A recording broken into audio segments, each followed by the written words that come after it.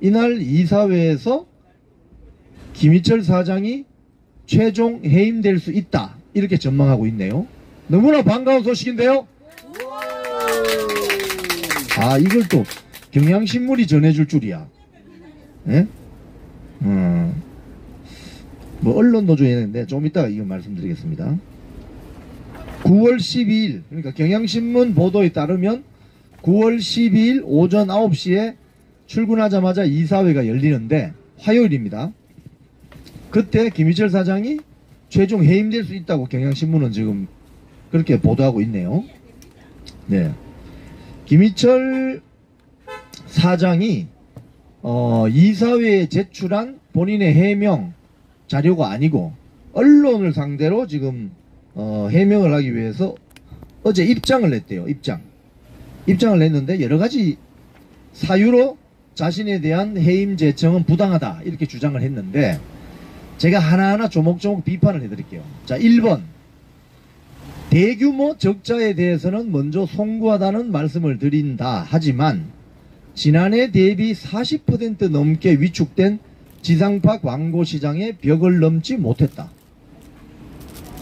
공영방송 KBS는 상업성, 영리성을 우선할 수 없다. 그래서 경영적자 폭이 커질 수밖에 없는 구조다. 자, 그래서 제가 취재를 좀 해봤습니다. 취재를. 자, 이거 먼저 이거부터. 이게 이게 어디더라? 기자협회보입니다. 한국 기자협회보. 여기 취재를 하면 이런 표가 나와요. 이게 검색하시면 나옵니다. 언론사 경영성적표 이렇게 치면 나와요. 여기 보시면은 우리나라 언론사의 작년, 그러니까 작년하고 재작년 2022년, 2021년의 매출액과 영업이익과 당기순이익 이런 게 쫙 나와요. 통계가. 여기에 보면은 방송사 중에 유일하게 영업 적자를 내는 곳이 어디냐면 KBS하고 JTBC입니다. 자, 그러면 SBS는 어떻게 돼? SBS 한번 비교해볼까요? SBS가 자, KBS가 매출액이 1조 5천억. 우리나라에서 제일 큽니다. 제일 커. 제일 많아요. 신문사 중에서 제일 큰 게 조선일보인데 조선일보 다 해봤자 3천억이 안 돼요. 매출액이. 그러니까 여러분, 시청자 여러분, KBS가 왜 방송 정상화가 되고 이게 경영 정상화가 되어야 되는지 아시겠죠? 우리나라 언론사의 거의 절반입니다. 절반. 매출액이 1조 5천억이에요. 조선일보 제일 큰 신문사 해봤자 2,900억 밖에 안 돼요. 그러니까 KBS가 엉망이 되면 우리나라 언론이 엉망되는 거예요. KBS가 정상화되면 우리나라 언론 환경이 정상화됩니다. 그래서 여기부터 때려잡아야 되는 거예요. 응? 잘못한 게 있으면. 자, 그런데 2022년에 영업 적자가 얼마냐면 KBS가 마이너스 90억. 그리고 2021년에 마이너스 71억. 자, 그런데 SBS 한번 봅시다. SBS는 영업이익이 얼마냐면 KBS가 마이너스 90억이죠. 566억 흑자를 냈습니다. SBS. 그럼 SBS 사장은 뭐 도깨비 방망이 들고 다니나? 우리가 문제라고 하는 아니네. SBS가 1433억. 우리가 좀 문제라고 하는 MBC도 566억 흑자를 냈습니다. 그러니까 김희철 사장이 얼마나 잘못하고 있는지 알 수 있겠죠. 그죠? 네. 경영 능력이 그냥 빵점이 아니고 마이너스 90억. 어이구, 진짜. 당기순이익도 마찬가지입니다. 당기순이익도 2022년에 작년에 마이너스 118억. 그 전에 자기가 이제 21년 연말에 들어왔으니까 이거는 393억으로 흑자를 냈습니다. 이건 양승동 사장이 전임 사장이 낸 거겠죠? 그러니까 이 말은 김희철이 사장으로 와서 다 털어먹었다 이 말입니다. 한마디로 말하면 KBS가 이렇게 죽을 쓰고 있을 때 MBC 당기순이익 작년에 59억, SBS 1204억 냈습니다. 그럼 뭐 했냐고 KBS 사장은. 놀았나? 어? 그리고 신문사 보세요. 신문사도 보세요. 경향신문이 당기순이익이 작년에 40억, 국민일보 25억, 문화일보 56억, 서울신문 54억, 조선일보 312억, 중앙일보 77억, 한겨레신문 11억, 그 다음에 JTBC도 145억, MBN 192억, 연합뉴스TV 77억, YTN 50억, 이렇게 흑자를 내는데 KBS만 마이너스 118억이다 이 말입니다. 아시겠습니까? 이 기자협에 나온 신문기사입니다. 그런데 보세요. 뭐라고 합니까? 지난해 대비 40% 넘게 위축된 지상파 광고 시장이 벽을 넘지 못했다. 어디다 새빨간 거짓말이야. 공영방송 KBS는 상업성, 영리성을 우선할 수 없다. 그렇다고 마구 그냥 적자 내고 수백억씩 적자 내도 되는 거예요? 뭐 공적 책무를 어떤 상황에 있어서 충실히 이행해야 한다. 공적 책무를 충실히 이행하는데 그렇게 편파 왜곡 방송이 맞나? 새빨간 거짓말인 거죠. 그러니까 경영 적자 폭이 커질 수밖에 없는 구조? 웃기지 마세요. 전임 고대영 사장은 흑자를 내도 많이 냈어요. 적자로 받아가지고 캐시를 1300억을 저 회사 금고안에 두고 나갔다고. 그걸 양승동 사장이 받아가 홀라당 다 털어먹고 적자 기조로 가다가 김희철 때 이제 완전히 적자로 떨어진 거죠. 그러니까 이자들은 입만 열면 새빨간 거짓말이에요. 이거는 뭐 이거 기자협회보라는 매체의 올해 4월 4일자 기사입니다. 김아영 기자? 김아영 기자가 쓴 것 같은데요? 이걸 보고 있으면은 기사를 읽어보면 이거 화가 납니다. 그냥 제가 KBS에 있었던 사람으로서 어떻게 사장이란 자가 경영 능력이 문제가 되어서 해임됐다고 하니까 이런 거짓말을 할 수가 있습니까? 거짓말도 좀 수준 있게 하라고. 아, 김희철 사장 정말. 여기 이런 말 있습니다. 박연 경영본부장이 제가 1차 그 징계위원회 때 심의 했던 징계위원장입니다. 이 박연 경영본부장이 이와 관련 지난 2월 2일 KBS 정기이사회에서 이렇게 이야기했다고 합니다. 수신료 71억 증가했지만 방송 광고 부분이 조금 하락했다. 하반기부터 광고 시장이 급격하게 얼어붙으면서 목표에 미달했다. 그런데 어떻게 SBS하고 MBC는 흑자를 내지? 광고 시장이 급격히 얼어붙었는데? 거기는 뭐 불 나오는 토치 들고 다니면서 광고 시장을 녹이나? 말도 안 되는 소리를 하고 있어요, 이렇게. 자기들이 잘못을 했으면, 막 경영 능력이 좀 부족했다, 이렇게 솔직하게 자인하고, 집에 가든지 해야지만. 끝까지 거짓말이에요, 끝까지 거짓말. 자, 두 번째. 해임 재청 사유 1번이 그 경영 능력, 이 거짓말이죠. 자, 두 번째. 리더십 상실. 여기에 대해서 뭐라고 하냐면, 일부 직원들이 사장 퇴진 요구를 했다고 해서 회사가 통제되지 않는다거나 방송에 차질을 빚는 일은 전혀 없었다. 회사가 통제되지 않는데 왜 철제 펜스 세우고 국민들 못 돌아가게 하는 거야? 응? 철제 펜스 지금 세운 지가 두 달이 다 돼가지고 아마. 국민의 방송이 아니라 민노총 방송인 거죠. 뭐 등등. 또 여기 보면은 제일 이제 그 심각한 독소 조항으로 들어가 있었던 경영 고용안정위원회 만든다는 거. 그거 이사회에서 사전 보고하고 추진하라 했는데 그 다음날 바로 가서 합의서 써버렸거든요. 그래서 서기석 이사장 등이 빡쳐가지고 이자 하는 거 봐라요. 돌아서면 거짓말이다. 그래가지고 지금 일정 이렇게 스피드하게 가는 거예요. 여기도 보면은 여권 이사, 그러니까 서기석 이사 등 새로 들어온 국힘당 추천 이사들 있잖아요. 경영권 훼손을 언급한 고용안전 관련 노사 합의도 이렇게 이야기한대요. 경영권을 침해하는 내용은 노사 합의 안에 포함되어 있지 않다. 이게 또 무슨 새빨간 거짓말이야. 고용안정위원회라는 것을 합의를 해줬기 때문에 민노총 노조가 새 사장이 들어와서 어떤 경영권 자구 노력을 하려고 해도 못하게 지금 막아놨단 말이에요. 고용안정위원회를 만들어가지고 어디다 새빨간 거짓말을 하고 있어. 적법한 절차를 거쳤고 노사 합의 관련 기본사항도 뭐 등등 해임 근거에 포함된 것은 납득하기 힘들다. 이래서 지금 김희철 체제의 KBS는 민노총 노영 방송이라 이 말입니다.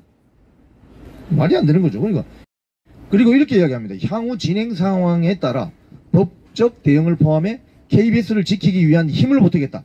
아, 사장 잘리면 이제 파업하겠네. 여기 와서 이제 피켓 들고, 본인 잘린 거에 대해서 방송 장악이라고, 일방적으로 주장하면서 파업하겠다. 이 말 아니에요, 지금. 이 자들이 이렇습니다. 운동장을 자기들이 장악할 때는, 야, 이거 공정한 거야. 하다가 자기들이 밀림을 있지 않습니까? 아, 이거 불공정해. 해가지고 운동장이 잔디 다 불태우는 조들이라니까요. 이런 세력입니다. 그런데 이런 세력들한테는 권한을 주면 안 되겠죠? 권력을 주면 안 되겠죠? 공영방송을 주면 안 되겠죠? 영원히 아웃시켜버려야 돼요, 이런 세력들은. 자, 민노총 언론노조가 성명서를 썼는데요. 이 성명서를 읽어보면 가관입니다. 완전히 가관. 뭐라고 하는지 압니까? 이게 제가 계속 말씀드리잖아요. 선수로 연락이 뛰다가 갑자기 저는 심판이에요. 이런 거 똑같아요. 그러니까 영원한 심판을 하든지 선수로 연락이 뛰다가 기울어진 좌편향 운동장에서 연락이 선수로 막 공 펑펑 차고 막 건투로 치면은 막 펀치 펑펑 날리다가 갑자기 운동장이 쫙 이 균형을 이루려고 하니까 갑자기 심판석에 와서 아무 일도 없다는 듯이 저는 심판입니다. 이렇게 하는 거예요. 이 성명이 어제 난 성명인데 이게 무슨 소리야? 읽어보세요. 김희철 사장 해임 국면이 떠올리게 만드는 정권의 불법적 사장 자르기는 2008년 이명박 정권의 정현주 사장 해임 때부터 시작됐다. 2018년에는 이게 가관입니다. 2018년에는 문재인 정권이 같은 방식으로 고대영 사장을 해임함으로써 이러한 행태를 관행하였다. 이게 뭔 소리야 이게. 자기들이 총파업했으면서 민노총 언론노조원들이 총파업 불법 파업을 해가지고 사장을 잘라냈는데 무슨 문재인 정권이 같은 방식으로. 이게 뭔 소리야 이게. 그럼 자기들은 책임 없나? 자기들이 지금 홍위병 완장 차고 불법 파업했잖아. 위안에서 6개월 동안. 완전히 헛소리예요 지금 이게. 그러면서 주장한다는 게 이겁니다. 방송법, 민주당이 지금 발의한 방송법 개정안을 통과하라 이거예요. 제가 그래서 이 성명을 읽으면서 제가 어떤 생각을 했냐면은 민노총 언론노조 말처럼 반복되는 공영방송 사장 불법 해임, 이제 악순환 고리를 끊자. 그냥 이건 제 내피셜인데요. 이거 악순환 고리를 끊는 방법, 하나 확실한 방법이 있습니다.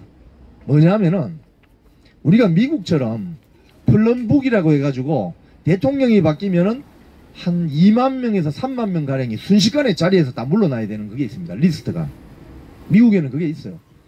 그래서 트럼프가 대통령 하다가 바이든이 대통령이 딱 되잖아요. 그럼 그 다음날 옷 벗고 나가는 사람이 한 2만 8천 명쯤 됩니다. 연방정부, 그러니까 대통령이 임명을 할 수 있는 사람. 근데 우리나라는 그런 거 없잖아요. 특히 공공기관에 알바끼 해가지고 안 나가려고 버티잖아요. 전현희 같은 경우에 보세요. 전현희, 앞에 전현희. 그리고 또 누구죠? 그 왜 연봉 다 3억 챙기고 나간 사람. 그런데 이거 확실하게 바꿀 수 있는 방법 하나 있어요. 무슨 소리냐면은 KBS 사장 임기, MBC 사장 임기를 대통령 임기하고 맞춰버리는 거예요. 어떻습니까? 그럼 좋지 않아요? KBS 사장 임기와 MBC 사장 임기를 대통령 임기하고 맞추자고 그러면은. 이런 걸 하라고. 이런 거 뭐 좀 구체적인 대안을 좀 내놔보라고. 자기들이 민주당 정권이 친민노총 세력이 정권을 잡으면 기존에 있던 사람들 그냥 다 그냥 쫓아내고 말이야. 적폐청산위원회 만들어가지고 징계 때리고 했으면서 이제 그 정당한 절차에 따라서 사장과 이사들을 바꾸는데 뭐가 방송 장악이야 그게. 민노총 언론노조가 이런 자기들이 주장하는 방송 장악의 고리를 끊으려고 한다면은 구체적이고 실행 가능한 대안을 내보라고. 저는 개인적으로 내볼게요. KBS, MBC, 연합뉴스 TV, EBS 사장, 이사장 전부 임기를 대통령 임기하고 맞춥시다 그러면 5년마다. 그럼 되잖아. 그럼 민노총이 할 일이 없어지겠네. 뭐 제가 그런 내피셜에서 이야기해보는 겁니다. 자, 그런데 이런 그 공영방송 정상화 움직임에 대해서 그동안 막 좌편향된 민노총 세력이 이렇다 저렇다 말하는 거는 그래도 쟤들은 원래 저런 애들이니까 또 떠드는 모양이다 이렇게 생각할 수 있는데 이거 아주 어처구니 없는 또 사람들이 있습니다. 이준석 이 사람 어떻게 해야 됩니까? 이 사람을 제가 이 기사를 검색하다 보니까 어제 KBS 사사건건이라는 시사 토크쇼에 나와가지고 뭐라고 했냐면은 정현주, 김희철 해임을 비판하면서 뭐 그렇게 하면은 공영방송이 뭐 정상화되나 이렇게 이야기했다는 거예요. 저는 이준석 씨가 그동안 그 문재인 정권 때 양승동, 김희철 사장의 폐악질에 대해서 이런 이야기를 했는지는 모르겠어요. 그리고 정현주 사장의 KBS 사장 시절, 그리고 정현주 전 방심위원장 시절 때 우리 언론시장이 이렇게 문제가 많다는 걸 이준석 씨가 텔레비전이나 어디 나와서 인터뷰한 걸 내가 본 적이 없어요. 근데 왜 요럴 때는 또 나와가지고 떠들어 제끼냐 이 말이에요. 방송 장악이라고 합니다. 또 한 명 더 있습니다. 유승민 씨는 얼마 전에 이동관 방통위원장 임명에 대해서 KBS를 정권 기관지로 만들려는 방송 장악 의도 아니냐 이렇게 또 이야기했어요. 똑같아요. 이 사람들은 정현주 방심위원장이나 김희철 KBS 사장이나 박성재 MBC 사장이나 안영준 지금 MBC 사장이나 양승동 전 KBS 사장에 대해서는 비판 안 해요. 응? 가만히 있어요. 말을 안 해. 그런데 왜 지금 이 KBS 정상화, MBC 정상화 이 과정에 있는 이 절차적인 합법성을 가지고 움직이는 이 KBS 정상화 움직임에 대해서 왜 비판을 하냐고. 쉴 데 없이. 응? 오해를 불러일으키게. 이분들 당직이 어디죠? 민주당입니까? 정의당인가? 그래서 의심 사는 거예요, 이 사람들은. 응? 진정성에 의심이 가는 거죠. 자, MBC 이야기 좀 하겠습니다. MBC의 그 시청자 여러분, 프로그램 방송을 잘못하면요, 방송통신심의위원회에 이의신청을 넣으면, 여기 계신 분도 다 이의신청을 넣을 수 있습니다. 어떤 방송을 봤는데, 저거 좀 이상한 것 같아 하면은, 방송통신심의위원회 인터넷 사이트 가서, 홍길동, 이래가지고 쫙 넣으면은 이의신청이 들어갑니다. 그런데, 사실 이제 저도 언론중재위원회, 뭐 법원, 방심위 다 가봤어요. 다 가봤는데, 방심위의 제재가 제일 강력합니다. 사실은.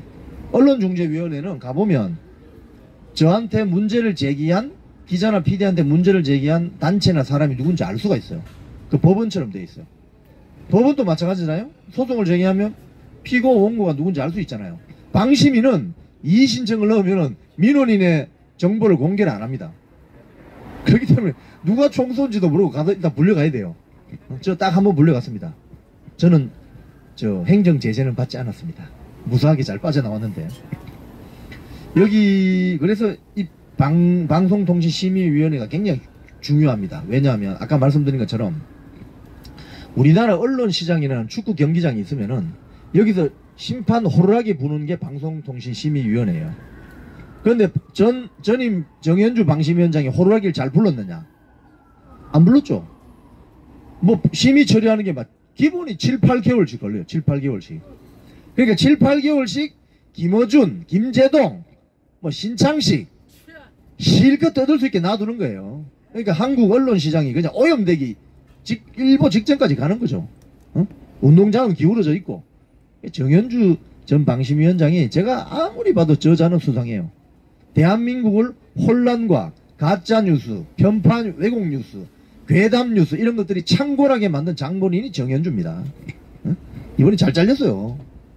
일도 안 하고 말이야. 매주 수요일 한 번밖에 회의 안 하고 지각 출근해 조기 퇴근하고.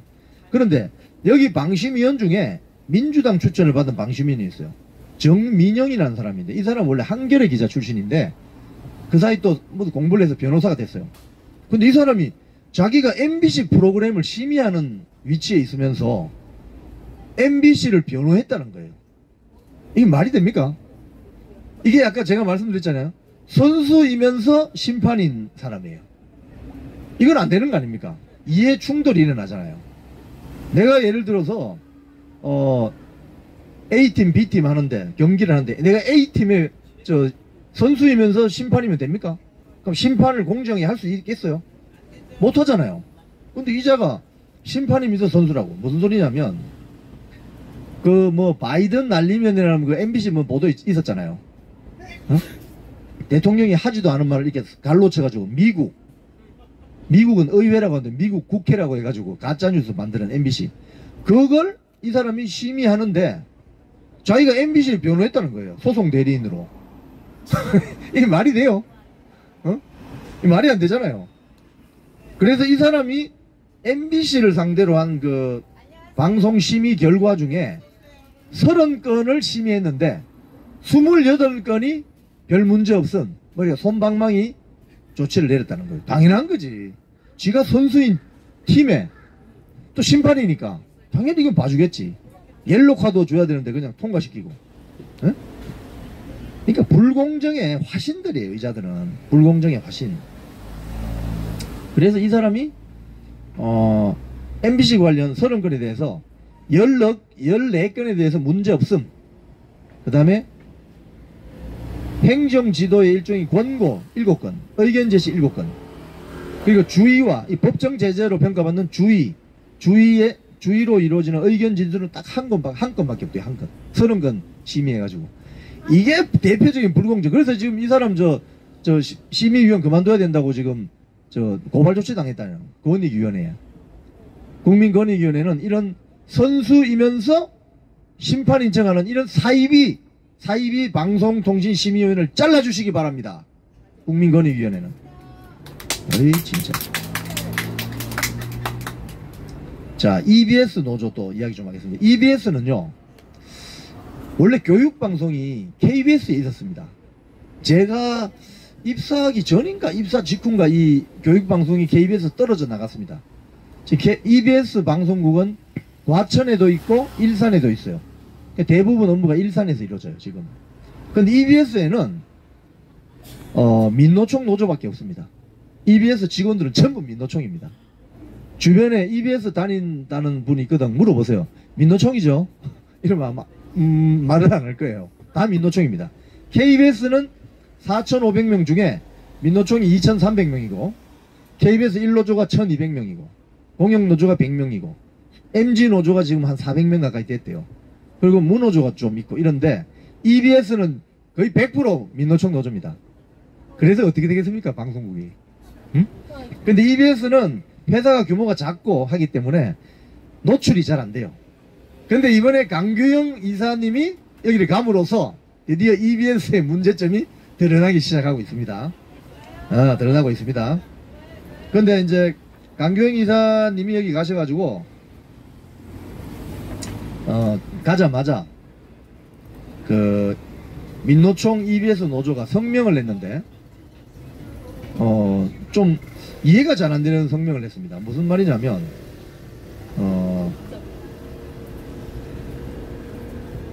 본인 스스로 EBS 이사로서 어떠한 자격이 있는지 반드시 설명하라 이랬다는 거예요. 그러니까 강기영 이사가 된 사람에게 당신이 이사 자격이 있는지를 설명하라. 이거 설명할 필요 있습니까?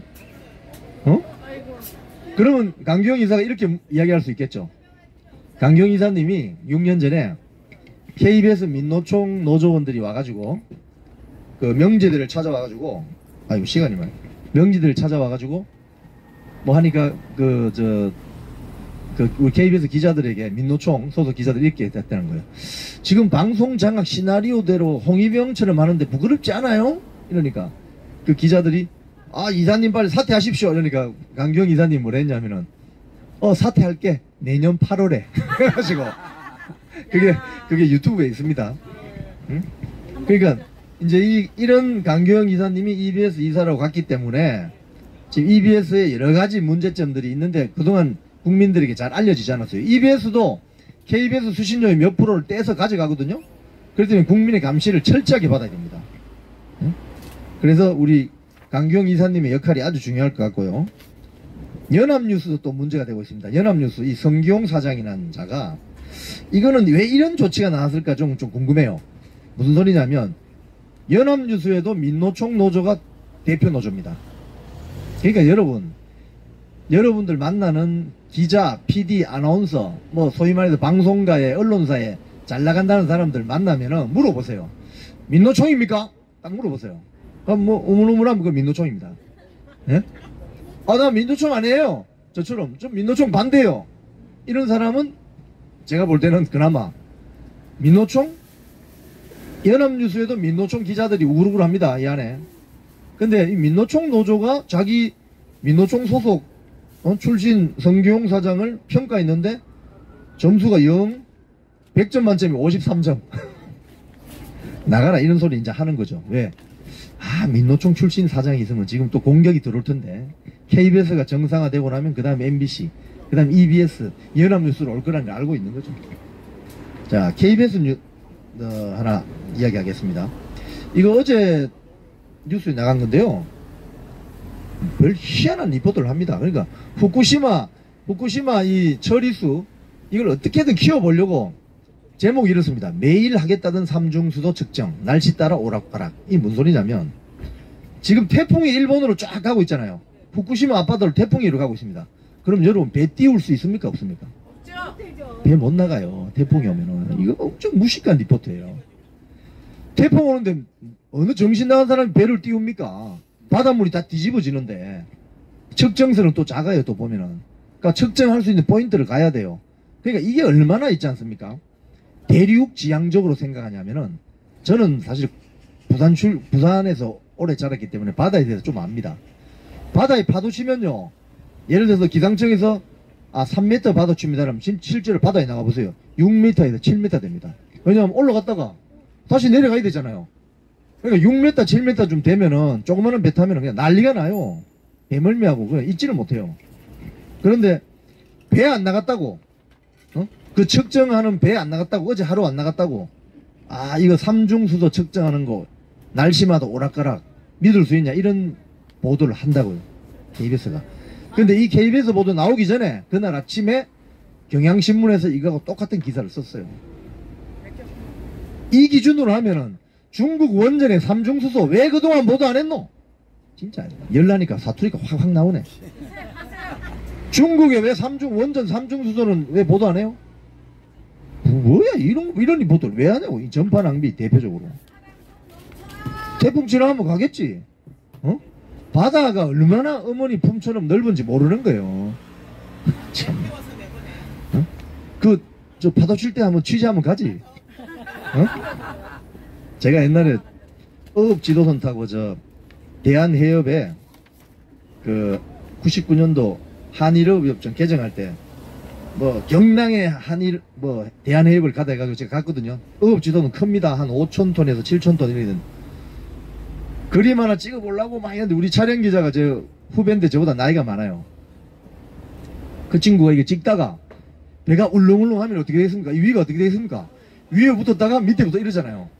바로 그냥 그래서 그 촬영 기자가 그 밑에 선실 침대에 이렇게 누워가지고 도저히 이 배멀미가 나와서 힘들어 하는데 제가 이제 좀 쉬었으니까 올라오겠지 안 올라오더라고요. 그래서 제가 내려갔어요. 이 계단을 이렇게 있는데 내려가다가 그래서 제가 그 양반이 성이 허씨입니다. 허대감 왜 촬영 안 하지? 이런데 배가 갑자기 올라가지고 제가 그냥 쫙 하니까 그 양반이 누워가지고 저를 보고 같이 바다가 그렇습니다. 여의도 여기 편안하게 앉아가지고 여기서 기사 쓰지 말고 현장 취재를 좀 하라고. 대한민국 기자 여러분, 우크라이나 안 가나? 우크라이나 가서 활동하는 대한민국 기자가 없어. 전쟁이 벌어지는 데 가네. 기자가 그런 데 가서 좀 보여주고 이래야 좀 국민들이 이야 우리 기자들 위험한 장소도 간다. 내가 못 가보니까 대리 만족을 할 수 있고 대리 정보 공유를 받을 수 있는 거지. 기자들이 안 가니까 그게 기자야. 현장에 가지 않는 건 기자가 아니에요. 불이 났으면 화재 현장에 가야 되고, 태풍이 지면 태풍 현장 근처라도 가야 되고. 중계차 자기 방송국 앞에 받쳐놓고 하다가 들켰잖아요. 에이구. 자, 하나만 더 말씀드리겠습니다. 어제 제가 윤석열 대통령의 국힘당 연찬회에서 이념 발언, 그걸 제가 해드렸잖아요. 제가 한 번 더 말씀드리면 이념이라는 건 뭐냐면 방향성입니다. 방향성. 예? 방향성. 내가 왼쪽으로 갈 건지 오른쪽으로 갈 건지 이런 게 이념이라고요. 그런데 이 좌파 언론은 이념에 대해서 철저해요. 왜? 자기들이 이데올로기 정파를 가지고 있기 때문에. 근데 우파들이 이념을 가지기 시작하면 겁을 냅니다.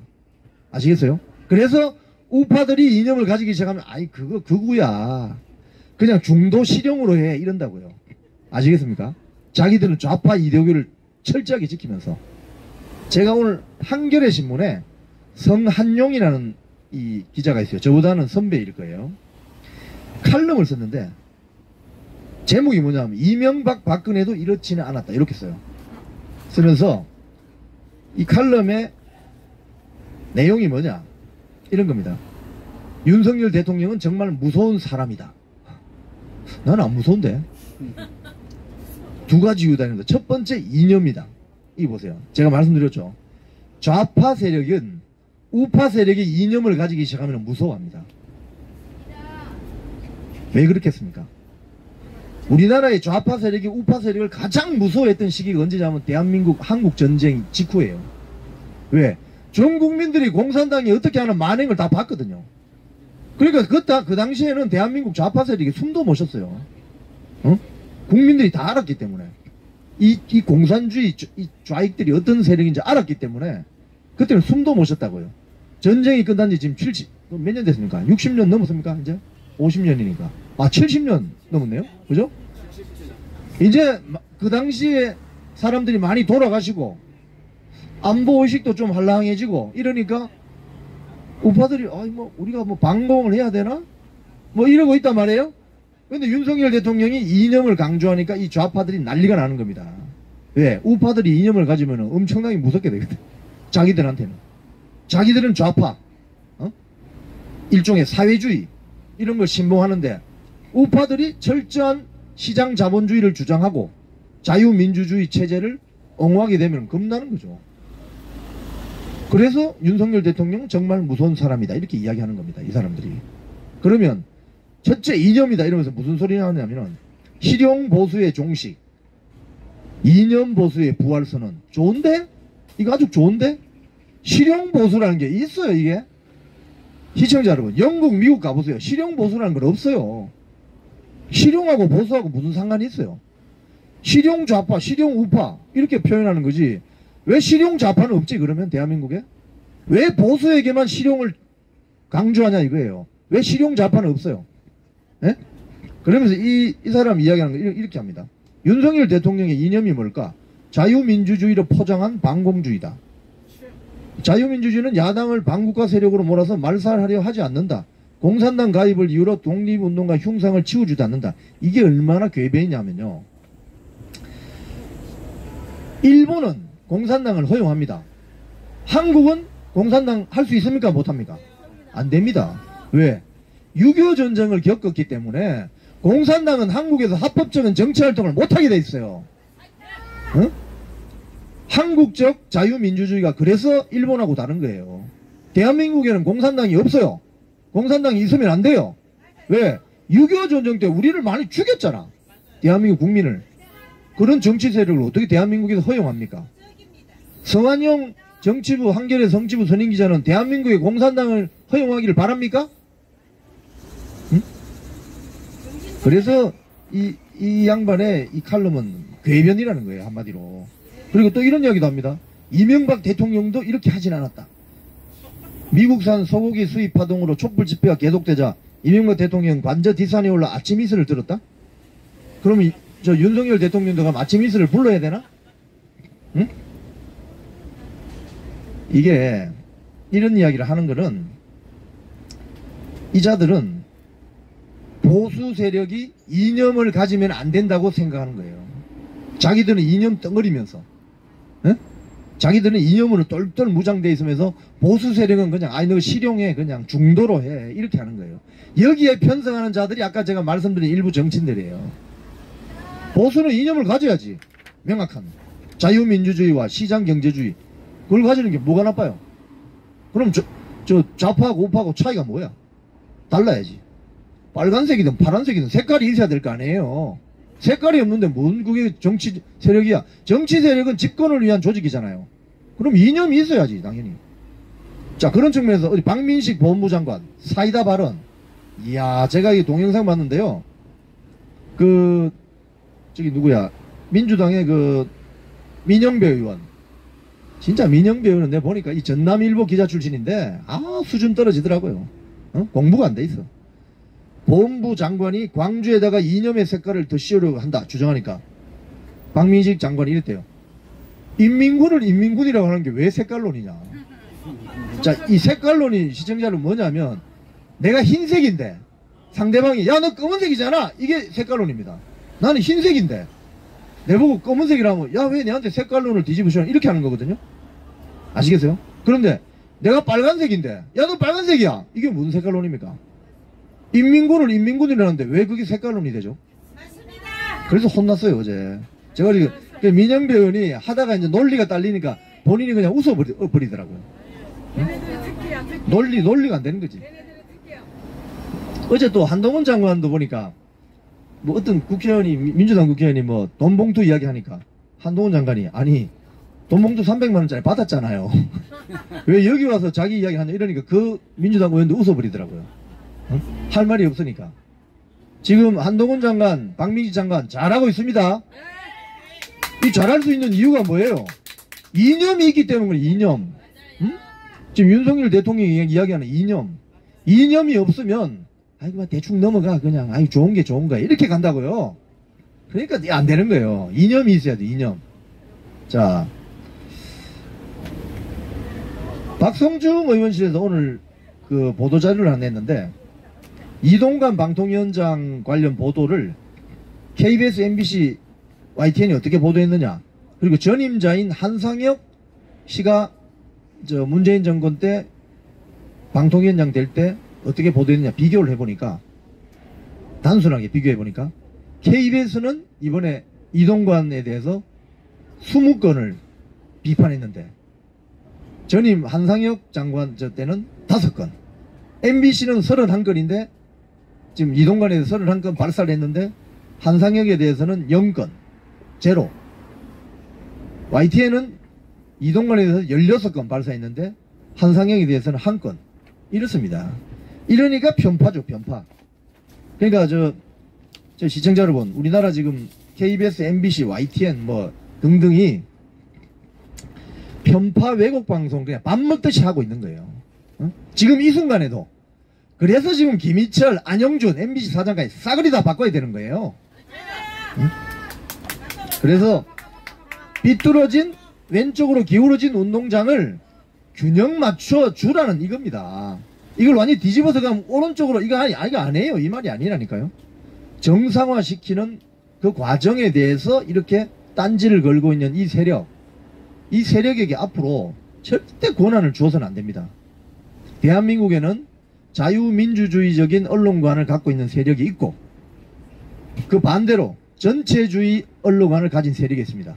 전체주의적인 언론관을 가진 세력이 친민노총 세력이라고 볼 수 있는데, 이 자들은 방송이나 신문 매체를 자기들의 정파 이해관계에 맞게 쓰는 선전선동 기관지를 하는 거예요.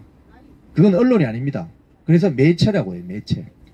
하지만 자유민주주의적 언론관을 가지고 있는 분들은 뉴스를 생산해서 미디어 시장에서 소비가 되는 과정에서 진위가 가려진다고 믿는 사람들이에요. 그래서 방심위원장 이런 사람이 중요한 사람을 데려다 놔야 된다고 생각하는 겁니다. 심판을 공정하게 봐야 되니까. 근데 전체주의적 언론관을 가진 자들은 심판을 자기 편을 딱 꽂아놔요. 야 계속 사고쳐. 7개월 동안 떠들어 그냥. 내가 심의 안 할 거니까. 심의를 해도 한 7, 8개월 1년 뒤에 할게. 그 정현주라는 거예요. 그 사람이 정현주. 그러니까 지금도 김어준이는 떠들고 있잖아요. 그 김어준이 따라가면서 이러고 있는 15만 명의 구독자 저거 어떻게 해야 돼 저거. 거의 김어준의 노예들. 참 안타깝습니다. 자, 오늘 우리 KBS 전 보도본부장을 하셨던 김인영 본부장님을 모시겠습니다. 네. 자, 지난주에도 뭐 여러가지 뉴스들이 많이 있었는데, 자, 이 마이크를 잡으시고요. 야, 제가 오늘 한 4, 50분 물 한 방울 안 먹고 떠들었습니다. 좀 힘드네요. 네, 이제 물을 좀 마시겠습니다. 마이크를 넘겨드리겠습니다. 자, 이번 주에 뭐 어떤 보도들이 좀 눈에 띄나요? 지난주에도 역시 후쿠시마 보도 엄청 많았죠.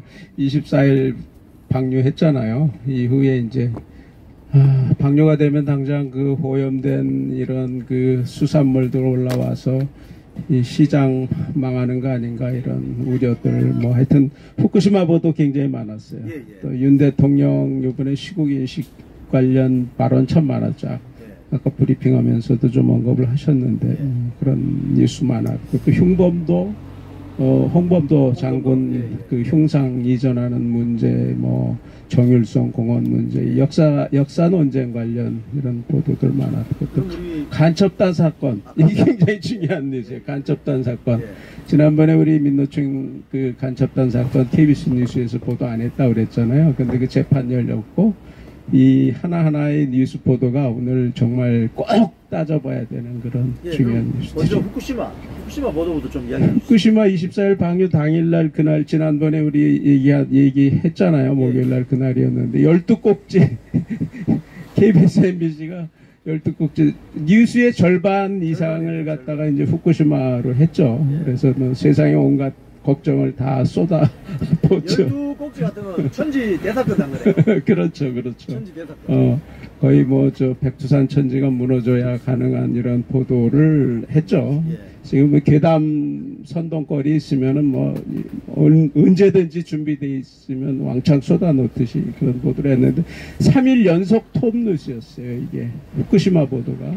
그래서 그 24일, 24, 25, 26, 27 해갖고 5꼭지, 4꼭지 양사 KBS, MBC가 그렇게 많은 보도를 했어요. 그런데 보도의 특성이 이게 이제 방류가 됐으니까 당장 그 뭐 업한자에 가거나 이게 수산시장에 가보면은 그 장사가 안 돼서 손님들이 없어서 이제 뭐 오염된 물고기 먹지 말아야죠. 5년 뒤에 10년 뒤에 오는 건 상관없고 방류했다고 하니 곡창이 막 태산 같아서 먹지 말아서 손님들이 안 가야 되는데 웬걸 손님들이 평소보다 더 많이 온 데도 있고 그래서 참 다행스럽다. 그런데 이게 우리 보도하고 MBC 보도는 이게 손님들이 떨어졌다. 미리 살 것도 안 산다. 뭐 이런 보도. 미리 예단하는 이런 보도가 많았고 현장 취재가 아니라. 근데 다행스럽게도 이게 현장 취재한 언론사들이 많았어요. 주말에 24일 날 그랬으니까 주말에 이제 26, 27 이 주말에 업한장이 어떠냐. 부산도 가보고 여기 노량진 수산시장도 가보고 인천도 가보고 그랬는데 역시 정상적으로 팔리고 물건들이 팔리고 상인들도 의외로 걱정했다가 물건들이 잘 팔리고 의외로 사람들이 그걸 안 돼요. 이게 지금 방류했지만 이게 5년 뒤에 이렇게 한 바퀴 삥 돌아서 올 거고 그리고 이게 사실상 거의 무해하고 뭐 이런 내용들을 좀 알더라는 거예요. 그래서 소금도 사재기 현상 이런 거 없고 소금도 거래가 정상적으로 됐고 마트 대형 마트도 정상적으로 거래가 됐고 이런 르포성 취재 기사들이 많이 나갔어요. 근데 우리는 이 시장이 그런 현장 취재 없으니까 이제는 중국은 좀 특수하잖아요. 중국하고 일본 관계는 중국은 뭐 일본어는 뭐 무조건 중어고 저저고 이러고 보니까 중국에서 그런 것까지 보도해가면서 이게 막 괴담이 좀 확산되기를 바라는 그런 보도를 했는데 결과적으로 그렇진 않았던 것 같아요. 네. 지금 그 주1 미국 대사가 네. 후쿠시마에 가서 그 수산물을 먹겠다 이런 그렇죠. 거는 KBS 보도 안 합니까? 그런 거 보도 안 하죠. 그리고 우리 뭐 후쿠시마뿐 아니라 우리 각 기관에서 지금 돌아가면서 일부러 수산물 먹고 또 뭐 저기 대통령실 그 식당에서 이제 수산물 메뉴 많이 갖다 놓고 먹고 뭐 이런 거 이제 긍정적인 보도는 전혀 안 하는 거고 이게 좀 어떻게 하면 이 괴담이 확산될까 이런 보도들이 참 많았어요. 지금 그러면 이게 그 2008년 광우병 때처럼 이렇게 확산이 안 되는 거죠? 그렇게 되기를 절호의 기회로 생각했을지도 모르죠. 그런데 결과적으로 그렇지 않았단 말이에요. 그래 보니까 왜 그렇게 했어요? 이게 학습이 많이 돼 있는 거죠. 광우병 때 정말 요란했어요. 나라 망하는 것처럼 그 뇌성송 구멍탁 이런 말 유행할 정도로 대단했고 반미 감정 거기에 따라 대단했고 뭐 고기 묵으면 당장 쓰러질 것 같이 엄청 몇 달 동안 온 나라가 뒤집힐 정도로 했는데 그 이번에도 그렇게 되기를 원하는 것 같은 보도를 쏟아냈는데 다행히 안 된 건 그때 학습이 워낙 확실히 돼 있다. 그리고 이번의 경우는 이게 미리 이런 이 해류의 방향으로 보거나 이 후쿠시마 그 오염 처리수 그 쏟아내는 그 양이나 그 농도나 이런 것들이 수치가 다 이미 과학적인 발표가 됐고 IAEA에서 검증도 다 했고 이런 과학적 지식들을 그때그때 다 하도 많이 보도를 하니까 사람들이 어느 정도 이제 그렇죠. 대비가 돼 있는 거죠. 그리고 이제 너무 이게 선거 앞두고 야당이 전략적으로 이 괴담 확산되기를 원하고 이런 경향성에 대한 그 경계심이랄까 이런 것도 좀 있고 그래서 이번에 큰 어려움 없이 지나가고 있다. 그리고 아까도 언급하셨잖아요. 뉴스 브리핑 할 때. 아니, 중국의 중국의 오염 처리수로 어떻게 되는 거냐. 그건 뭐 10배 이상 오염된 것들이고, 그 서해바다에 뿌려지는 거고 이런 건데, 그런 거 생각하면 사실 말도 안 되는 건데, 이 말도 안 되는 게 말이 되는 게 이제 그 선동의 그 특성이죠. 저는 개인적으로 뭐 괴담은 절대 과학을 이길 수 없다라고 생각하기 때문에 제가 좋아하는 홍어가 저기 흑산도 쪽에서 많이 나잖아요. 그리고 완도에서 많이 나는 전복 저는 많이 먹을 겁니다. 왜? 괴담을 믿지 않아요. 저는 전설의 고향이 아니에요. 저는 과학을 믿습니다. 응? 전설의 고향은 그냥 영화관에 가서 보는 거예요. 괴담을 믿지 마세요. 시청자 여러분. 과학이 승리합니다. 자, 완도 전복, 전남 흑산도 홍어, 또는 칠레산이지만은 많이 드시기 바랍니다. 네. 다음 우리 간첩단 이야기 좀 해주실까요? 간첩단 사건 보도 지난번에 안 했잖아요. 근데 재판이 5개월 만에 이제 기소가 돼서 재판이 열렸는데, 나 이 보도 보고 너무나 놀랐어요. 어떻게 KBS 뉴스가 이렇게까지 갈 수 있는가. 일단은 그 앵커 멘트부터가 편향적이고 구성 자체가 굉장히 편향적이에요. 그러네요. 앵커 멘트 보세요. 이게 MC 멘트. 이 이른바 창원 간첩단 사건. 이른바라는 거예요. 창원 간첩단 사건을 인정하고 싶지 않은 거죠. 그렇죠. 지금이 때가 어느 때인데 색깔론 얘기를 하고 간첩 얘기를 하느냐. 대한민국에 무슨 간첩이 있느냐. 뭐 이런. 빨간 애를 빨간 애라고 하는 건 색깔론이 아닙니다. 근데 이른바라는 표현을 파란색을 팔았다고 하는 건 색깔론이 아니라고요. 바로 그런 얘기인데 그 이른바라는 표현을 MC 멘트에서 이른바 간첩단 사건이라고 그랬지. 톱 문장이 이른바 창원 간첩단 사건 첫 재판. 이 기자 리포트 첫 문장이 이른바에 또 들어갔어. 마지막에 또 검찰이 전국에서 기록한 이른바 간첩단 사건. 마지막에도 이른바. 그러니까 처음부터 끝까지 간첩단 사건을 인정하고 싶지 않은 거예요. 근데 리포트 구성이라는 게 최소한의 기계적 중립이라고 하면은 검찰 입장이 있고 이 피고인 입장이 있고 이게 이제 균형이 잡히는 게 이제 정상적인 리포트겠죠. 근데 이 경우는 이 검찰이 적용한 혐의 딱 한 줄 언급해 놓고 그 톱을 뭘로 시작하냐면은 이 간첩단 사건에 이 검찰에 이건 그 어떤 음모적 그 수사다 뭐 해갖고 이 정권을 규탄하는 집회가 있으면 그 집회 그림을 쫙 보여주고 거기에 그 인터뷰를 여성농민의 총연합 회장 인터뷰를 또 갖다 내요. 이걸 검찰 수사를 비판하는 이렇게 시작이 돼갖고 그 뒤에 보면 이 피고는 일단은 그 혐의가 있는 거잖아요. 간첩 혐의. 근데 검찰과 피고인 간에 뭐 팽팽한 기싸움 벌인다 그래갖고 그 다음부터는 이 변호인단이 주장하는 내용만 쭉 언급하고 있어요. 북한 공작원을 만난 적도 없고 국가 존립과 안전을 위협한 적도 없다. 공소사실은 모두 허구적 소설이다. 이 사건은 정권과 국정원이 기획하고 조작한 정치 탄압이다. 이런 주장만 일방적으로 다 쏟아넣는 게 이게 시청자 여러분, 이게 왜 이런지 아십니까? 제가 기자회견할 때 KBS의 기자, PD, 아나운서 중에 민노총에 가입된 사람들은 보도 업무에서 배제해야 된다고 했죠.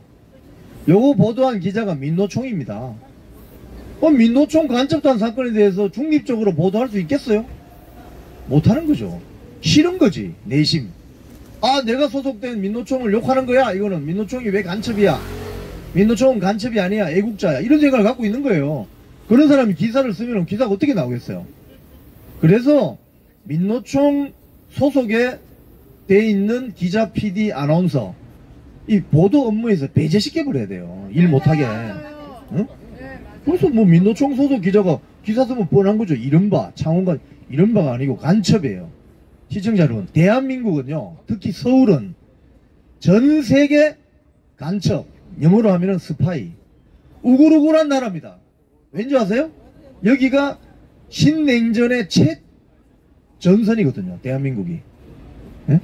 저 광화문 외교가 거리에 돌아다니는 게 거의 간첩입니다. 사실은. 예? 전 세계 스파이들이 여기 와서 정보 수집하고 있어요. 우리나라는. 근데 왜 간첩이 없어? 특히 북한. 응? 그러니까 간첩이 요즘 시대에 간첩이 왜 어디 있어요? 라는 사람이 수상하다니까. 그런 사람들이. 간첩은 엄연히 있는 겁니다. 스파이는 전 세계를 돌아다니면서 자기 나라의 이해관계를 위해서 정보 수집하고 공작도 하는 거예요. 예? 그런데 왜 간첩이 없어? 근데 그 공작하다 걸린 거잖아. 이거는 대한민국 국적을 가진 사람을 통해서 공작을 하려다가. 근데 왜 창원 간첩단 사건을 이렇게 보도하느냐? 보도하는 기자가 민노총인데 뭐 할 말 다 한 거지. 자, 그렇습니다. 예. 또 추가로 뭐 말씀하실? 이번에 이제 연찬 그 예, 국힘당 연찬회의도 있었잖아요. 그리고 국무회의도 있었고 대통령의 그 직접 언급이 중요한 게 굉장히 많이 나왔죠. 뭐 아까 골프 얘기도 했는데 뭐 이념이 방향이 중요한 거 아니냐. 아무리 장타 쳐봐야 방향이 엉뚱하면 그렇죠. 오비 아니냐. 오비 뭐 그런 얘기 뭐 국정 1 더하기 1은 100이라고 믿는 사람 세력 얘기, 또 국가 재정 부실을 기업에 비유한 그 언급, 24시간 얼마나 그 대통령이 억울하면 24시간 내내 야당과 언론이 정부 욕만 한다 그랬겠어요. 예, 그만큼 아무리 열심히 해도 언론에서 맨날 이렇게 괴담만 보도하려고 그러고 저 바이든 뭐 이런 거 막 시간을 다퉈서 보도하려고 그러고 옛날에 조금 지난번에 백악관 정상회담 할 때 무슨 팝송하고 뭐 하면서 거기서 그 바이든이 흐뭇한 표정으로 이렇게 정상 간에 이런 교류가 되고 이런 게 그전 정권에서 있었으면 엄청나게 보도했을 거예요. 근데 지금 그런 거 없어요. 이제 뭐 어차피 포기하고 사는 것처럼 막 언급이 나와서 대통령 오죽하면 저럴까. 그런데 워딩이 굉장히 무서운 워딩들이, 직접적인 워딩들이 많이 한 거예요. 그만큼 현실 인식을 심각하게 하고 있는 거죠. 이 자유민주주의 체제 하에서 개방된 사회에서 간첩들이 활동하고 거기에 대해서 이렇게 불감증이 있고 현실 인식을 정확히 하고 뭘 하려고 하면 색깔론이라고 하고 그러니까 이게 굉장히 답답한 그런 심기랄까 이런 걸 아마 이런 기회에 이렇게 정확히 표현을 했고, 그거는 결국은 우리가 제대로 싸워야 된다 이런 거잖아요. 이 사기적 이념에 입각한 공산 전체주의는 존속하기 어렵다 이런 표현까지 했고, 이 국무위원들한테 한 발언을 보면 이 논리와 말을 갖고 싸워라. 현재 여야 스펙트럼이 너무 극단적 상황 아니냐. 그러니까 점잖게 얘기해서 될 일이 아니다 결코. 회피하고 공격받는 걸 싫어해서는 안 된다. 공격을 받아야 힘이 되고 결집이 되는 측면이 있으니 무서워서 피하지 말라. 이 국민들한테 이렇게 대놓고 얘기할 정도면 그만큼 이게 답답하다는 거예요. 이게 사실 우리가 이렇게 보면 대통령 혼자, 어떤 때 보면 대통령 혼자 막 돌격 앞으로 하는데 옆에서 받쳐주는 사람이 너무나 약하고 없는 것 같은 이런 게, 그래서 지금은 그 보수 이념을 지키기 위해서 확실한 소신을 갖고 자기 직무를 충실히 감당하고 싸울 땐 싸워야 되고 말로 싸우든 행동으로 싸우든 이런 세력이 많아야 되는데 그게 상당히 약한 이런 걸. 근데 문제는 제가 하고 싶은 얘기는 이 대통령의 말에는 이 국정 철학이 담겨 있고 앞으로의 정부 정책 방향이 담겨 있는 거란 말이에요. 그러면 그거를 당연히 의미 부여를 해서 대통령이 저렇게 얘기한 배경이 뭔가 이거 분석도 해야 되고, 그러면은 출연자도 출연해야 되고 9시 뉴스에 출연자 시켜서 대담도 해야 되고 뭐 그럴 거 아니에요. 다른 언론은 다 했어요. 그런 거를 신문 같은데 이 토업을 장식하고 이렇게 많이 했단 말이에요. 근데 이제 그런 거를 개무시하고 이틀 연속 발언이 나왔는데 첫날 발언 한 꼭지 하고, 한 꼭지 한 것도 그것도 보니까는 그 야당 입장을 거기다 갖다 붙이고 뭐 이렇게 해서 한 꼭지 대충 이렇게 많은 발언을 했는데 대충 한 꼭지 하고 넘어갔어요. 그것도 끝에서 세 번째 했으니까. 옛날엔 땡전 뉴스 한다고 무조건 대통령 얘기하면은 톱으로 해서 땡전 뉴스 한다고 우리가 한때 그랬잖아요. 근데 그 시절이 다 극복이 되고 공정한 뉴스를 30년 노력해서 됐는데, 이제 땡전 뉴스가 아니라 이제 대통령은 무슨 말을 하든 우린 별로 개의치 않아. 그리고 뒤에 가서 이 끝에서 세 번째 한 꼭지 했고, 그리고 그 다음날 더 황당한 거는 그 다음날 보도를 하는데, 그 대통령 보도에 대통령이 1년 전에 한 발언은 다른 상황에서 얘기한 건데 말이 바뀌었다 이렇게 이제 조지는 거죠. 말이 바뀌고 거기에 대고 이재명 대표 반론을 갖다 집어넣고, 또 이쪽에 그 여당 내에서 또 반대 목소리 집어넣고 뭐 이래 갖고서 완전히 그 대통령의 말한 취지에 대한 해석보다는 조금 그거를 비틀어서 이렇게 폄하하는 그런 보도, 왜 이런 기획을 억지로 할까, 이런 생각이 조금 서글픈 거죠. 예. 뭐, 마지막으로 이거 한번 좀 더 말씀해 주시죠. 뭐, 요번에 홍범도 또는 뭐 이종찬 강복회장, 오늘 여기서도 집회 있었거든요. 이 역사 논쟁은 어떻게 봐야 됩니까?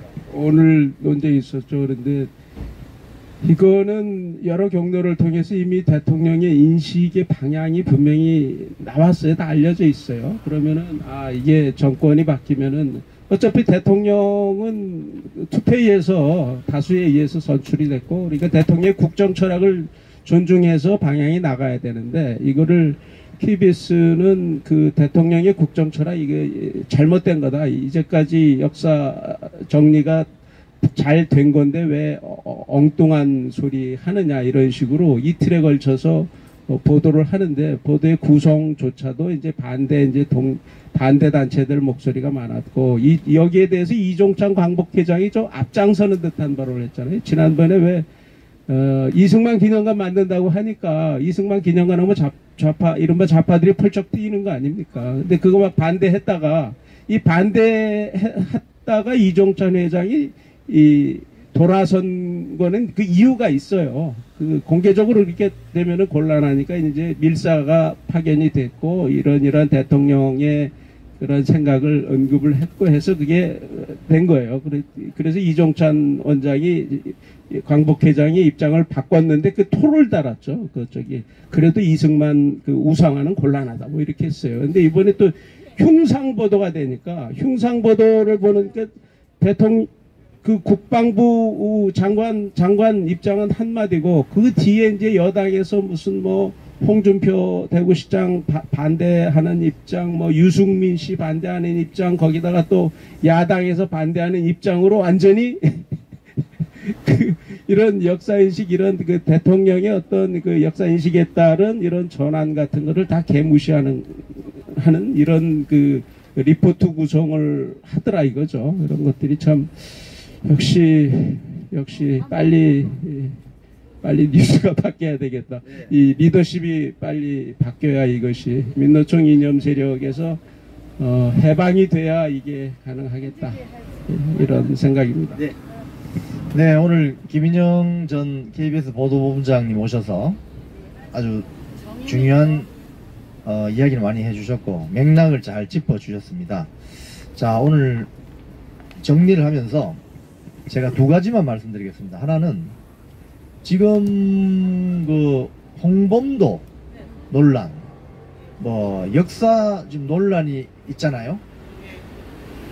근데 뭐 개개인에 대한 이런 건 해석들이 좀 교수들마다 좀 다르기 때문에 제가 발언을 조금 아끼겠습니다. 그런데 시청자 여러분, 이걸 꼭 아셔야 됩니다. 제가 전에 그런 이야기 한 적 있잖아요. 일본군 낭인들이 민비를 살해하려고 광화문으로 해서 경복궁을 들어가는데, 그 경복궁 문 열어준 사람이 누구라고 제가 말씀드렸죠? 조선 사람입니다. 조선 사람. 우장춘 박사의 아버지 우범선이라는 친일주의 군인이 문을 열어줬어요. 그 경복궁 문을. 그래서 일본인 자객들하고 낭인들이 들어가서 민비를 찾아내가지고 살해하고 화장을 시켜버려요. 거기서. 그래도 시신도 없어요. 화장이 돼가지고. 자, 그래서 그러다가 이제 조선이 망하잖아요. 근데 1921년에 러시아 영토인데 자유시라는 데가 있습니다. 자유시. 그러니까 구글에 들어가셔서 자유시 참변이라는 걸 검색 용어를 쳐보세요. 자유시 참변. 이 사건이 뭔지를 아셔야 지금 홍범도의 역사 논쟁 이런 것들 이해할 수 있어요. 또 독립군에 대한 어떤 그런 맥락을 이해할 수 있습니다. 자유시라는 곳이 있는데 쉽게 이야기하면 이런 겁니다. 쉽게 이야기하면은 1910년도, 1905년도에 러일 전쟁이 끝나고, 그러니까 청일 전쟁이 1895년, 러일 전쟁이 1905년이잖아요. 일본이 두 번 다 이기잖아요. 1905년도에 러일 전쟁이 일어나고 나서 조선이 외교권을 박탈당합니다. 그리고 1910년이 되면 다 넘겨줘요. 나라가 그냥 망해버린 거예요. 일본의 식민지가 됐습니다. 하지만 국내에 남아있던 일종의 예를 들어서 뭐 이 총을 쓸 수 있던 뭐 예를 들면 뭐 포수들, 짐승 잡는 호랑이 사냥했던 포수들 들고 있던 총, 그죠? 이런 것들을 들고 만주로 많이 가는 거죠. 독립운동을 하기 위해서. 쉽게 이야기하면. 그런데 거기에 민족주의 계열의 독립운동을 하는 세력이 있고, 특히 김좌진 장군 같은 사람 있잖아요. 공산주의 계열이 또 독립운동을 했던 사람도 있습니다. 근데 공산주의 계열의 독립운동가들의 조국은 어디냐? 대한민국이 아니고 소련입니다. 소련의 볼셰비키가 영어로 치면 머저로티거든요. 다수. 그러니까 붉은 공산당 다수를 볼셰비키랍니다. 볼셰비키를 위해서 이 한반도를 해방시켜야 되겠다. 일본 제국주의로부터 해방시켜야 되겠다고 독립운동을 수단으로 썼던 사람들이 있습니다. 그 사람들이 자유시에서 충돌을 해요. 충돌을 어떻게 하느냐? 고려 공산당이 샹하이파가 있고 이르쿠츠크 파가 있습니다. 하나는 중국을 무대로 독립운동을 하고, 하나는 러시아 땅에서, 소련 땅에서 공산주의 운동, 독립운동을 하는 거예요. 근데 이 사람들이 일본 군들이 만주 쪽으로 토벌을 세게 들어가니까 러시아 영토인 자유시에서 모입니다. 모여서 한 일주일 이렇게 있으면서 모여서 뭘 하느냐? 군권을 누가 행사하느냐를 놓고 싸웁니다. 거기서 또 팝을 싸움을 해요. 그런데 일설에는 일본군이 이걸 알고, 일본군이나 러시아 소련군 입장에서는 만주에서 활동했던 독립운동, 우리 조선이 망하고 대한민국을 찾으려는 독립운동 세력을 뭐라고 생각했겠어요? 일본군이나 소련군 입장에서는 게릴라로 생각하는 거예요. 게릴라. 자, 이 게릴라를 소통하기 위해서 일본군이 정보를 소련군에 흘렸다는 주장들이 많습니다. 그래서 이 소련군 볼셰비키가 여기 오는 거예요. 탱크 몰고 온다니까요. 그래서 여기서 이 사람들을 다 따발총으로 탱크로 몰살시킵니다. 1921년에. 그러니까 군권 가지고 막 싸우다가 시간이 많이 흘러요. 그리고 소련군이 어디서 첩보를 듣고 오는 거죠. 그래서 일본군이 흘렸다는 설이 유력해요. 사실은 일본군이 그 러시아 영까지는 못 들어가잖아요. 러일 전쟁 끝난 지 이제 얼마 안 됐는데, 그죠? 한 10여 년 지났는데 이미 러시아는 이제 볼셰비키들이 이제 정권을 잡아서 있는 거고, 레닌, 스탈린. 그래서 정보를 흘려가지고 소련군이 이 쉽게 하면 대한민국 독립운동을 하려고 하는 게릴라를 소탕해라. 이래서 서로 죽였다는 이야기가 있습니다. 그런 해석들이 있습니다. 그 와중에 홍범도라는 사람이 있는 거예요. 근데 근본적인 질문, 거기서 소련군한테 다 총 맞아 죽었는데 왜 홍범도는 살아남았냐 이거예요. 시청자 여러분, 제가 이거는 뭐 학술적인 이야기가 될 수 있기 때문에 길게 말씀드리면 밤새입니다. 그렇기 때문에 그 구글에 가서 자유시 참변이라는 걸 쳐보세요. 자유시 참변 이후로 1921년 6월 28일 자유시 참변 이후로 만주 지역에서 조직력을 가진 독립운동을 하는 활동들이 거의 없어집니다. 왜? 총 다 뺏겨버렸는데 뭐. 총도 없지, 뭐 수리탄도 없지. 그래서 그 뒤에 나오는 게 이봉창 선생의 도시락 폭탄 이런 게 나오는 거예요. 아시겠어요? 그래서 이 독립운동 만주에서 했던, 그래서 김일성의 뭡니까 뭐로 수류탄을 만드시고 있잖아요. 솔방울로 수류탄을 만드시고 그런 구라가 나오는 거예요. 어? 다 구라입니다, 그거. 자, 그걸 뭐 과대 포장해가지고 마치 김일성이 만주에서 뭐 대단한 독립운동 한 것처럼 가르치는 게 지금 북한이라고요. 북한은 왕조 국가. 자, 하나 더 말씀드리면은 제가 단식에 대해서 좀 말씀드리겠습니다. 단식을 실제로 제가 체험해 본 입장에서 물하고 소금만 먹고 제가 8일까지 버텨왔습니다. 사람 살리는 단식이라는 책이 있어요. 제가 그때 단식했을 때 제 고등학교 동기가 한의사입니다. 저 도곡동에서 한의사 잘해요. 한의원 크게 합니다. 하는데 그 친구가 경희대 한의과를 나왔는데 우리 고등학교 다닐 때 그 이과에 전교 1등이었습니다. 자꾸 친했어요. 그래가지고 그 친구가 제가 단식한다는 소식을 듣고 책을 하나 주러 왔어요. 여기 제가 10몇 년 전에 정현주 사장이 KBS 사장할 때 제가 단식을 한번 했었어요. 뭐 투쟁하다가 거의 준비도 없이, 단식은 준비 없이 하면 큰일 납니다. 그 사람을 살리는 단식이라는 책에 보면 단식을 내가 10일 하겠다 하면은 요 10일 하기 전에 10일부터 서서히 음식량 섭취를 줄여야 됩니다. 서서히 줄여가지고 10일 단식하고 단식 끝나면 또 10일 동안 서서히 먹어야 돼요. 내가 10일 단식하려면 한 달 동안 단식 스케줄이 있어요. 이렇게 책에 그렇게 나와요. 그럼 내가 3일 한다 이러면 3일 9일. 근데 준비가 없다 갑자기 단식 확 들으면 충격이 엄청 옵니다, 몸에. 제가 단식하기 전날 하기로 한 전날 제가 집 앞에 포장마차 가서 아주 매운 쭈꾸미 안주에다가 막걸리를 먹었거든요. 그래서 와가지고 단식에 대해 엄청난 충격이 오잖아요. 근데 단식 그 책에 나오는 대로 되더라고요. 내 신체 변화가. 첫날 되면은, 첫날 저녁 되면 배가 엄청 고픕니다. 이튿날 아침 되면 먹고 싶은데 죽을 것 같아. 너무 배고파요. 그래서 물로 계속 달래죠. 왜냐면 위산이 나오잖아요. 위산이 나와서 허기를 느끼게 만들잖아요. 위벽이 그냥 위산으로 그냥 파손됩니다. 위벽이. 그래서 물을 계속 마셔요. 그럼 이제 소금도 좀 먹고 이렇게 하는데 3일째 딱 되잖아요. 배가 안 고파요. 3일째 되면 배가 안 고픕니다. 그리고 기분이 좋아지기 시작합니다. 4일째 되잖아요. 배가 전혀 고프지 않고 멀리까지 잘 보입니다.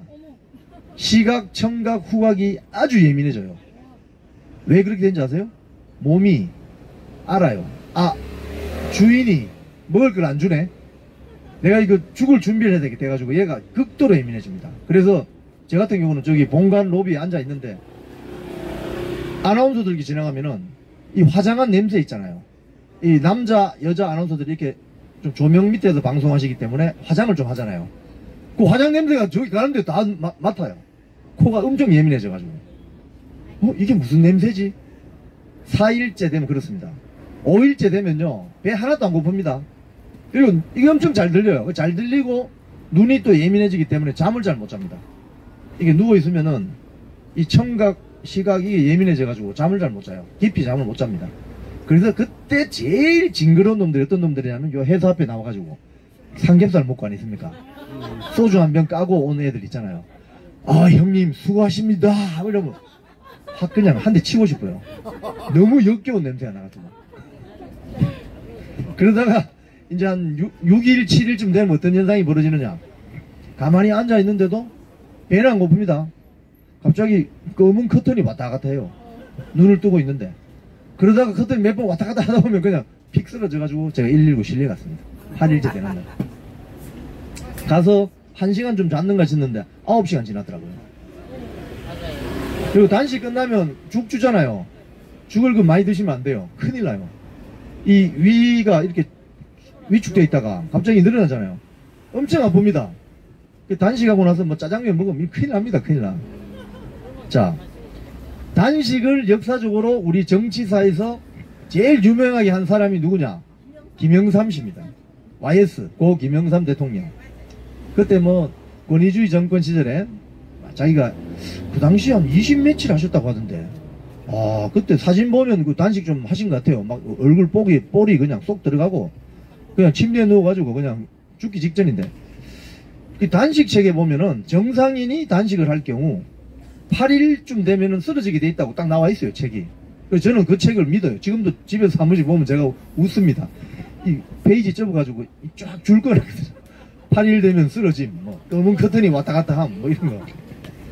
근데 그 뒤에 YS가 그 당시 그 한나라당 대표 최병렬 씨가 무슨 또 단식을 했거든요. 거기 가서 또 한 마리 또 유명한 어록으로 남아 있습니다. 뭐라고 했냐면, 최 대표, 제가 그 사투리 버전으로 바로 해드릴게요. 최 대표, 니 굶으면 죽는데 이랬어요. 그러니까 최 대표가 그 최병렬 대표가 부산고등학교 나왔을 거예요 아마. 그래가지고 그 뒤에 단식을 접고 나왔다는 이야기가 있습니다. 오늘 뭐 유명 정치인이 단식을 시작했다고 제가 들었는데 제가 그분께 말씀드리겠습니다. 8일 되면은 쓰러집니다. 이 물하고 소금만 드시면은 밖에 보니까 텐트를 치셨던데 햇볕 들어오죠. 안 좋습니다. 그거 실내에서 단식을 해야 됩니다. 밖에 이 햇볕 맞고 그냥 바람 쐬고 이 물하고 소금만 드시는 게 단식이잖아요. 그죠? 그러면 7일 8일 넘기기 힘들어요. 그리고 마지막으로 제가 걱정해서 말씀드리는데 단식을 하면은 물하고 소금만 먹는 게 단식 맞죠? 맞아요. 단식 투쟁은 예. 뒤에서 초콜릿 빨면 안 되죠. 된장 국물 가져와서 마시면 안 되죠. 그거 다 반칙입니다. 반칙. 반칙. 그럼 아예 처음부터 단식 농성한다 이렇게 이야기하면 안 됩니다. 왜냐하면 단식이란 것은 짐승이 단식합니까? 침팬지 고릴라가 단식합니까? 호랑이 사자가 단식합니까? 인간만이 단식 농성 단식 투쟁을 하는 거예요. 왜? 이성으로 인간의 본능을 컨트롤할 수 있기 때문에 단식을 하는 것인데, 그래서 단식 투쟁은 굉장히 숭고한 정치적인 아젠다나 자기들의 어떤 그 보여주기 위해서 하는 거예요. 진정성을 보여주기 위해서. 그래서 단식을 하면서 초콜릿을 빨거나 된장 국물을 마시면 되겠습니까? 안 되겠습니까? 안 되겠죠? 그럼 단식이 아닌 거지. 그건 일본말로 사쿠라, 가리지날, 콩글리시 가리지날입니다. 자, 그래서 제가 그분께 마지막으로 한 말씀 드리면은 YS의 유명한 어록을 전해드리겠습니다. 굶으면 죽는데. 조심하시기 바랍니다. 자, 시청자 여러분 감사합니다. 우리 구호 한번 할까요?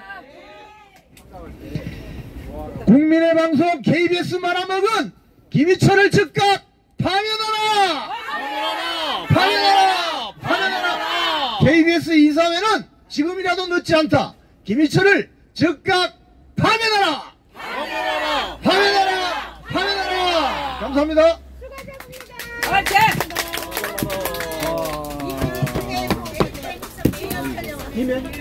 김해 어디 오세요? 어디 오세요? 아, 예, 김해. 아, 김해.